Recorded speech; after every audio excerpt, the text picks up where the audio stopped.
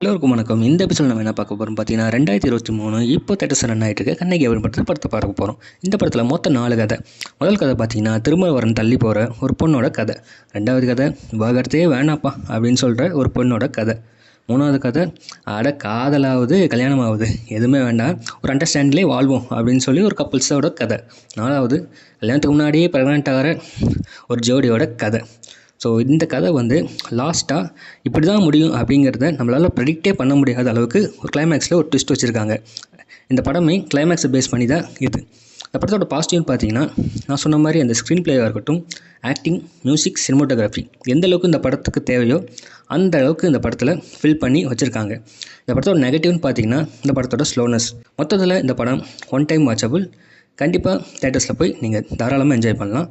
So இது படத்துக்கு ஏற்ற மாதிரி ஒரு பெண்ணோட உமனிசம் மாதிரி தான் பேசுகிறாங்க அப்படின்லாம் இல்லை. படத்தை